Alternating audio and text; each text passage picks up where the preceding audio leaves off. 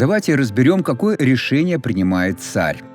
Мы были созданы, чтобы быть царями для нашего Бога, суверенными в своей жизни. Гнев царя – как рев льва. Когда вы видите что-то несправедливое, вы гневаетесь в своем сердце, вы говорите: «Я изменю эту ситуацию».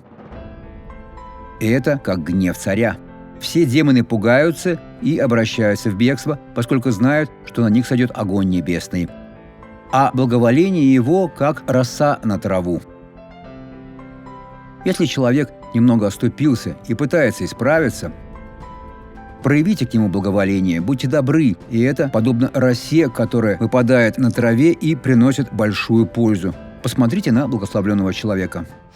Я приехала из города Новый Игуасу, чтобы получить эту победу. Врачи сказали, что поскольку у меня лабиринтит, и это действительно так, во время приступа мне нужно было принимать лекарства. Но оно мне не помогало. Сейчас у меня был приступ. Я приехала сюда, поскольку мне было плохо. Это продолжалось месяц. Мне не помогало никакое лекарство. И я решила, что я пойду в церковь, чтобы получить свое исцеление. Бывало, что внезапно вам приходилось опереться на незнакомого человека? Пройдя по переходу, вместо того, чтобы повернуть налево, я поворачивала направо. Это ужасно. А как вы ходили, нормально или нет? Я ходила нормально, но когда я ложилась, у меня начинала кружиться голова. Теперь, если бес захочет вернуться, скажите ему: кончено, тебе здесь нет места. Будьте тверды.